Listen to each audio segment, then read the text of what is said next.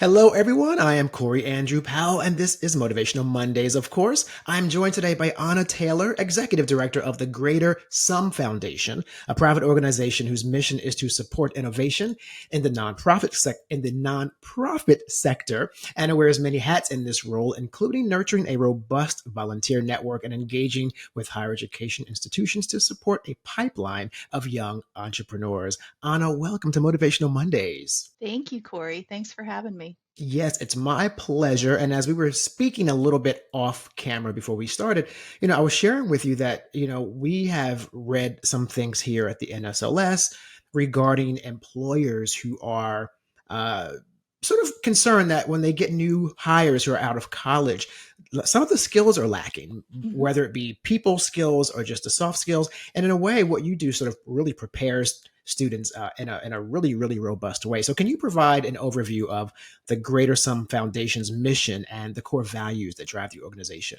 Happy to do it. The Greater Sum was founded, well, first of all, inspired by the Aristotle saying the whole is greater than the sum of its parts. So we really believe that a network of people with a variety of skills can, like have more impact than those people not being connected. So what we do is we work with early stage nonprofits, and the nonprofits we work with are usually founded by someone who has both an area of expertise and a lived experience that tells them this is what's missing. This is what needs to happen in order to solve this problem that I'm passionate about. Now, depending on what that problem is, what that solution is, the expertise that's required to start a nonprofit or a business is not necessarily the same. So, what we want to do is remove like barriers, roadblocks, bumps in the road that come from needing to start up an entire business. So, the finance, the IT, the human resources, the marketing. I know brilliant people who are like, saying to themselves right now, do I have to join threads? Right? Like it's just one more thing. And whenever you're Hmm. doing those things, you're not doing that thing that you're passionate about. Yeah, yeah. So we bring in volunteers who are like, oh, I like that thing. Okay. So you're connecting dots, basically. I mean, not to reduce it, but I'm just going to break it down. So you're connecting the dots with people who literally have perhaps a passion for one Mhm. specific thing, and they can go get some hands on, if you will, training in that, which then can be applied, I suppose, in a career capacity.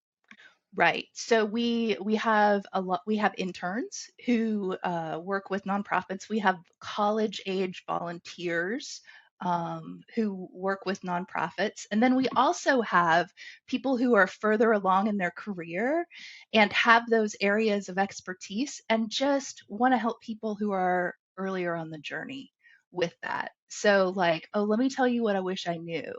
Let me introduce you to someone who is brilliant at this. Let me, and it's just, we have all of these stored experiences and reflections and skills that volunteers are like, wait a minute, this could help this cause that I am also passionate about. Like, yes, let me help. Yeah, when I hear that explanation of what you do, I'm immediately drawn to the purpose, the movement of DE&I and Mhm. inclusion. Because Mhm. I don't think you can really fully have those robust, sort of tangible experiences where people are really fully contributing what they may know if everyone's not invited to the table. There's so many things that we all might just know from our unique individual experiences. How does that play into? I mean, and maybe I'm off the mark. But how does that play into it though? No, you're absolutely not off the mark. And there's different ways that that plays into entrepreneurship because, okay, so I worked in college readiness for like 15 years before I started working with Greater Sum. And I worked with a lot of high school and college age students and middle school students. And what I noticed about students is their career goals are based around what they've already seen and experienced. So there are so many kind of niche or exclusive areas that a lot of people just don't know what they don't know. So kids go into college with a major that is based on what people have told them. You got to be Hmm. a doctor, you got to be a lawyer, Oh my right? goodness. And Yeah. so, like, when you kind of open up that complexity of all of the things that are available, students are like, I had no idea Hmm. that this was a path that would not only generate income, it would also like fill my heart and tap into my talents and, not make me feel like it's a drudgery or a responsibility or what have you, right? Yeah. Yeah. And then on the other side, there's that lived experience criteria where, like, if you don't have a diverse team of people working on solutions, you are missing the real, like, pertinent solutions. Hmm. So, Yeah. Yeah. Well, I know I love that, and and it's very funny you bring up the idea about we all go into, well, not all, but most of us go into professions because our parents told us, oh, there's great money in that, or your uncle did it, or your father did it. And I recall a story of my own when I was like in the second grade, and the teacher goes around, she's like, what do you want to be when you grow up? And it's like a policeman, a ballerina, and I was like 10 years old, maybe 9. I said an undertaker. I don't know, because my uncle Paul was an undertaker and they made a lot of monies. So yeah. from like the age of like 9, I was already like saying, oh, I'm going to be, and not even knowing what that was, right? Until I got to be about 15. I'm like, wait, Mhm. I'm going to be, no, that's not what I'm going to be doing. That's what an undertaker does, but I had no idea. But, it's a great example of, obviously once I got exposed, I work in marketing and creative. And so, Mhm. yeah, but that's a great point.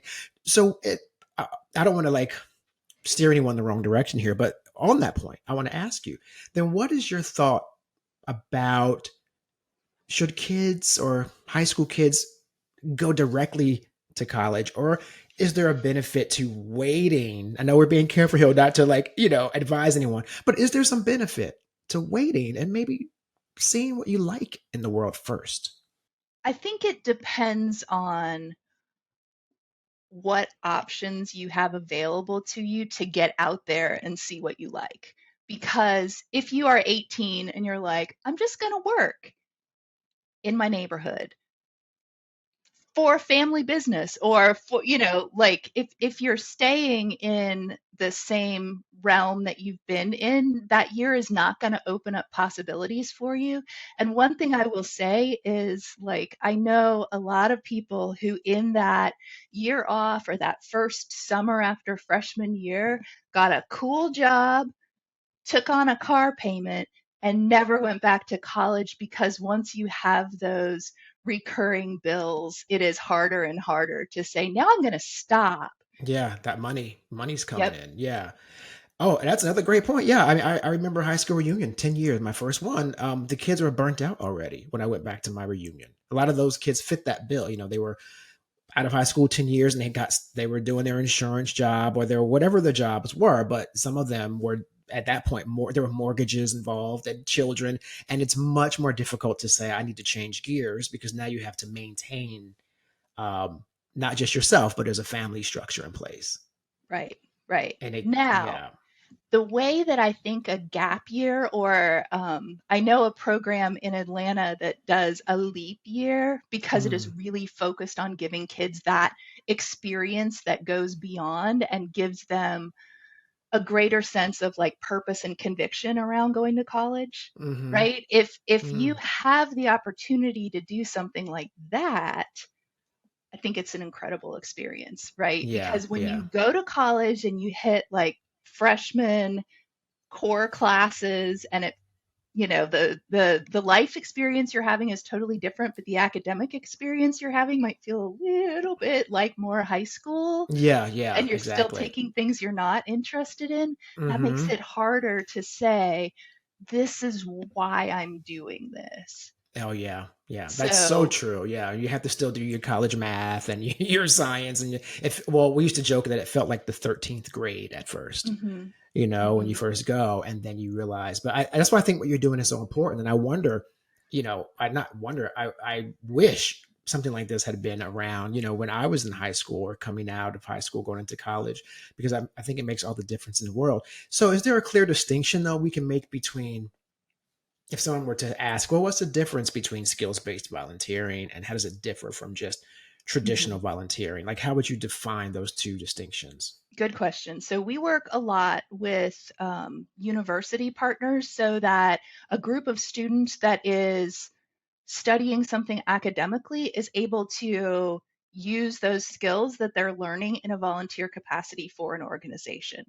So, for example, like help build a website or an app, or, in the marketing realm, like take a look at someone's website and tell them what could be different about it for the audience they're trying to attract, or help with a social media campaign, or do a like market research project. Like these are all things that students are talking about, they're doing in like just kind of hypothetical, like invent an ice cream shop and develop a marketing campaign for it. Right, right. Okay, Yeah, but yeah. when you work with a nonprofit on doing that, you have that client facing experience where you have to say, what do you need? What are you trying to accomplish? Like, what resources do you have available for this project? And then go through those soft skills of listening, right? And then finding a right fit solution and then helping them implement it. So, if your right fit solution is you need a full time web developer in order to maintain this website, the nonprofit's going to look at you like, thank you for the suggestion. However, Right. So what I think is great about that is a an obvious benefit then for someone just starting out in their career, like a college student or a graduating high school student. This work is tangible work that is now a resume item, mhm, right? That actually takes you out into your career path, and it's a tangible versus, like you said, the virtual kind of fun projects like you just mentioned in college. So that's a big distinction as well, right? These are actual tangible things on a resume once they've completed them. right, Mm, right. yeah, yeah, that's amazing because that's like interns have a hard time getting actual work. Like you can intern and it'll Mhm, say I interned, but unless you have some specific tasks that you've done, and very often interns don't have that, right? They're right. just sort of like there. I mean, the whole joke about them making coffee, but it's not really a joke sometimes. Yeah, well, I have a lot of issues with, the way internships are structured and the way interns are not paid in many circumstances, right? Like all of these are, I think, kind of number one, archaic approaches to onboarding potential future employees because in a big corporate structure that's what it looks like. Oh my gosh, if I get this internship I might not get paid this summer and it might be hard and I'll do this, but then like maybe they'll hire me or I'll have this cool name on my resume, right? But if you're not coming out with the bullet points under the internship that a future employer is going to look and say like, okay, that's what I actually need them to do. That's a skill that I've seen people suffer in the workplace because they don't have, right? Without that, it's not translating. And then the other part of that is it's really exclusionary. It's problematic to say, so just support yourself all summer and do Mm, this internship for us yeah, for the glory of it, the right, honor of it, right? right, No, yeah, yeah. no, honor does not pay your rent. Exactly. I can't deposit honor into my checking account. And you're right, it is very archaic. And it's I think it now varies from state to state where I Mhm, don't think it's federal, but I know some states have to actually pay you. And I remember like maybe 2012 being an intern for Viacom at MTV. And I was just like, to your point, I was like just happy to be there. I'm like, oh, this is gonna be on my resume. But I was like an older student. So I had mhm, real adult bills and I was like, this is crazy. I'm not getting anything. And about a year and a half later, a check came in the mail. because they had passed some law and they made New York like kind of retroactively pay interns. Nice. So it makes a difference. And I think you get Yeah. a better quality also of what the internship will be. I think when people Mhm. pay you, now they're inclined to actually put you to work. Right. Right. Yeah. Right. And Yeah, yeah. and to really think about the what the experience is and how it's mutually beneficial. An Hmm. internship should be preparation for that career. And, from the employer's perspective, remember nonprofits are often very lean teams, and Mm. it's a stretch to pay an intern, but then it is also, it's a risk in onboarding someone, giving them work to do, and, like if they don't follow through on it. So Mm. Yeah. Yeah. every Yeah. organization has to find their own like level of comfort and capacity to Hmm. manage interns.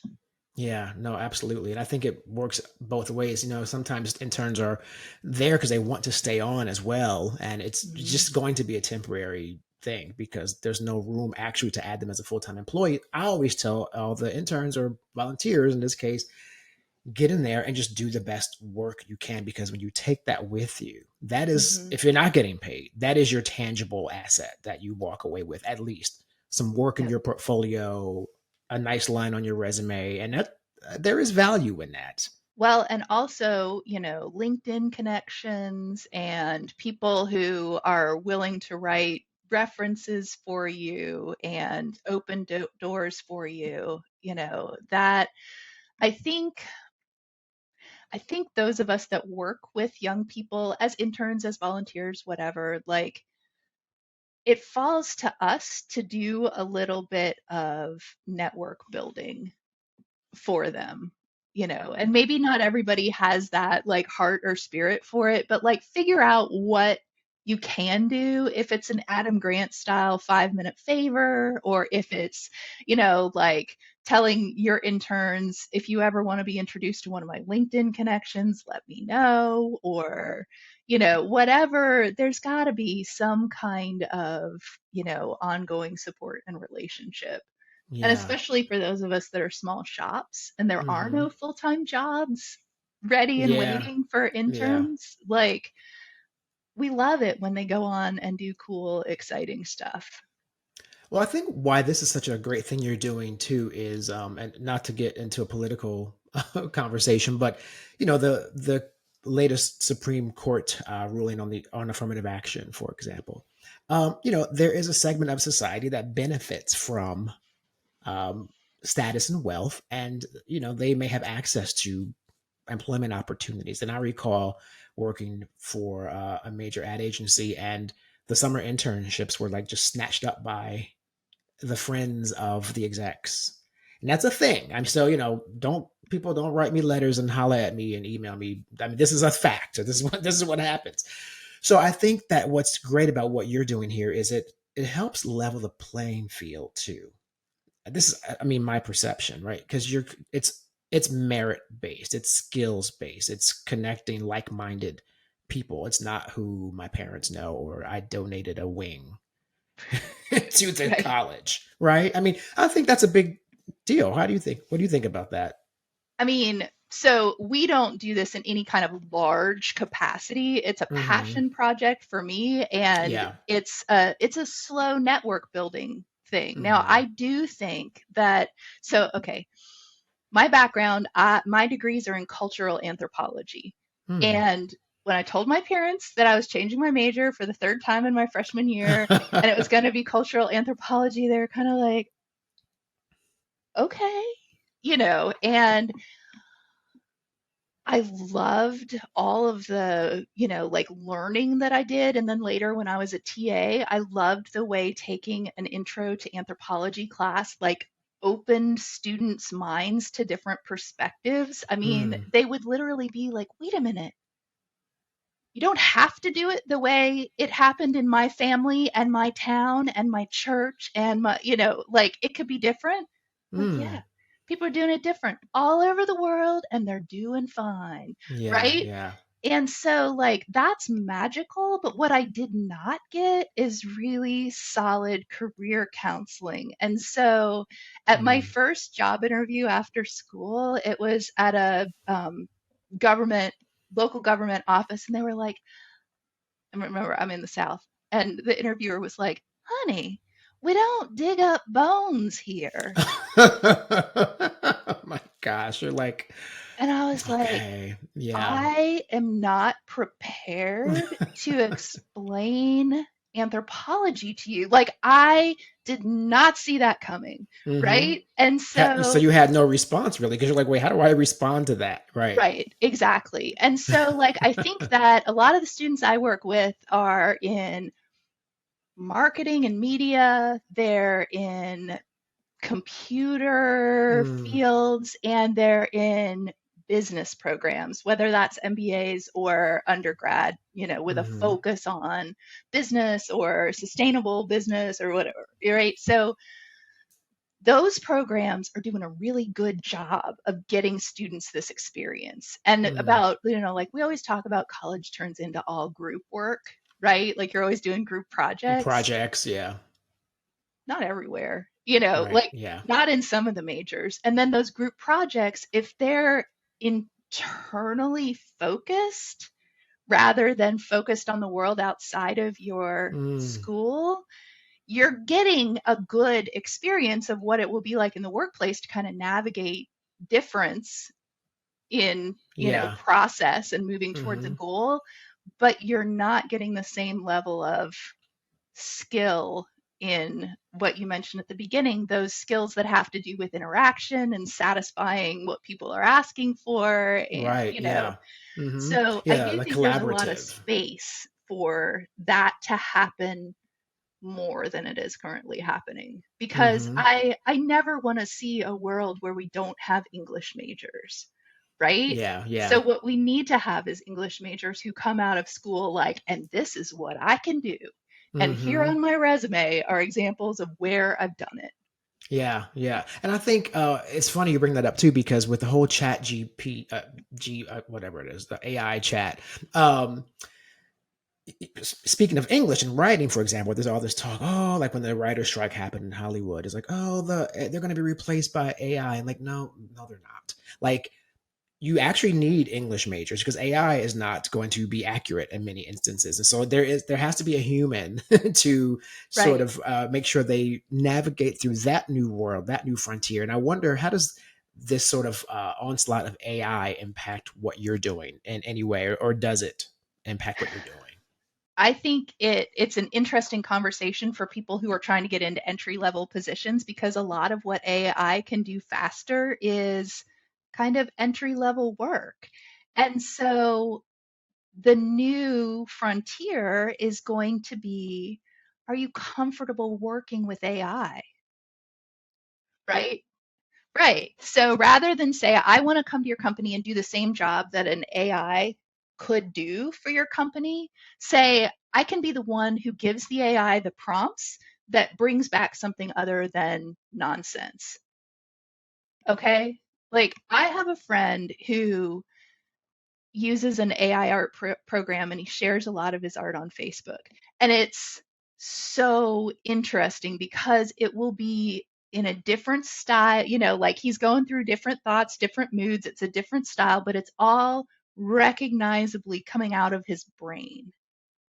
And that the AI is not doing that on its own. If it dumped every combination of concepts at us all at once, we couldn't look through them, right? So somebody is saying, I want it to look like this, but be in this style. No, not quite like that, and shape what's coming out of it.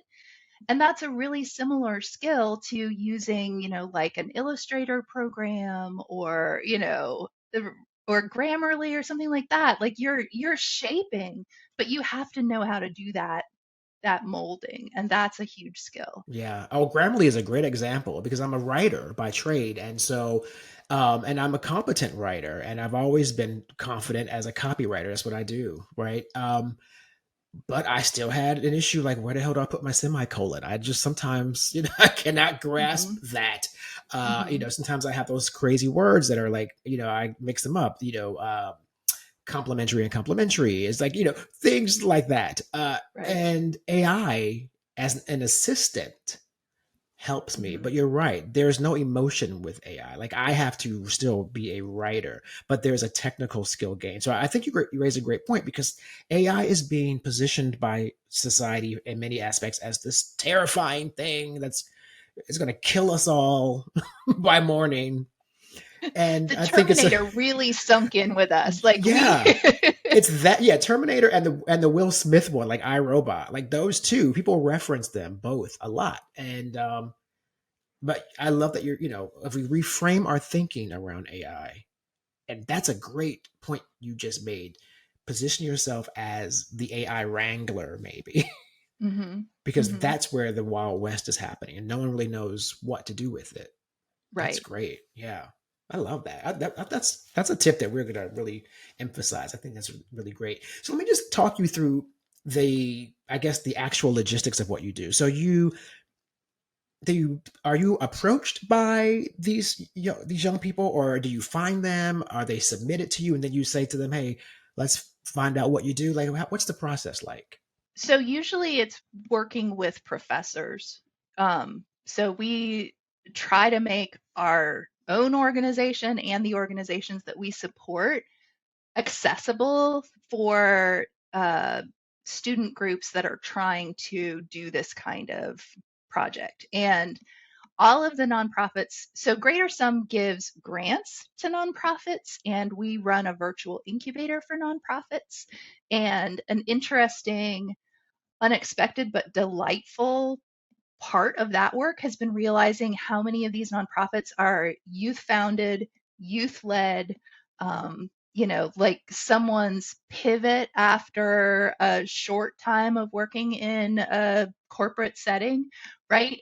And so for those nonprofits, we provide these skills and resources, including connections to, like a group of students that want to lend their marketing or media or whatever power to that nonprofit's work. So, but it's really hard to pull that together directly. It works best when a professor says, I have the bandwidth to run this in my class, or a student organization says, like, this is what we do and this is how nonprofits can connect with it, and then I can share that out with nonprofits so that they can, get in line to be next semester's project or what have you.